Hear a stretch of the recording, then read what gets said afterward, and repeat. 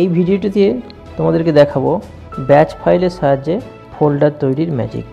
অর্থাৎ আমরা একটি কমান্ডের সাহায্যে অনেকগুলি ফোল্ডার তৈরি করতে পারবো, আবার সেই ফোল্ডারগুলিকে ডিলিট করতে পারবো।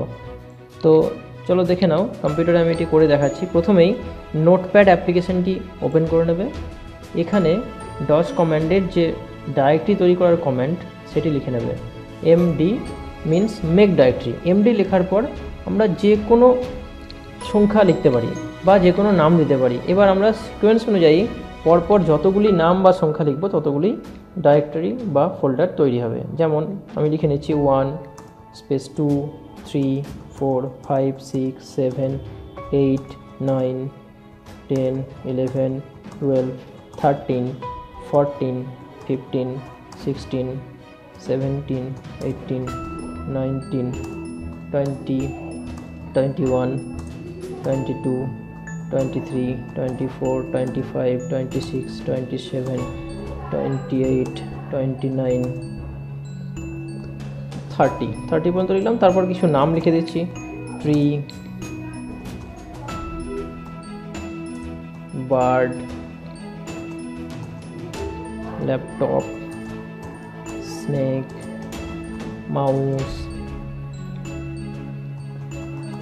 Water, sky, CPU, RAM, HDD, cow, lion, cat, anything তোমাদের নিজের মতো যা খুশি লিখে নিতে পারো। তাহলে এখানে আমরা এতগুলি লিখে নিলাম।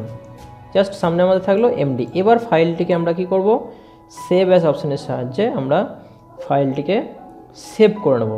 ফাইলটিকে সেভ করছি আমি এখানে ডেস্কটপে সেভ করে নিচ্ছি। ডেস্কটপে এখানে আমি জাস্ট নাম লিখলাম ফোল্ডার ডট বিএটি। অবশ্যই কিন্তু মনে রাখবে ডট বিএটি এক্সটেনশন কিন্তু দিতে হবে, তবে এটা ব্যাচ ফাইল হিসেবে তৈরি হবে। এবং ব্যাচ ফাইল কিন্তু এই স্থানে এমডি কমান্ড দিয়ে প্রত্যেকটি স্পেস দেওয়া ডেটাগুলোকে দিয়ে ফোল্ডার তৈরি করে নেবে।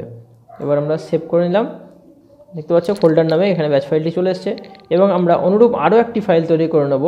সেখানে এমডির জায়গায় লিখব RD. RD means remove directory. তাহলে প্রত্যেকটা ফোল্ডারই কিন্তু আবার সঙ্গে সঙ্গে ডিলিট হয়ে যাবে।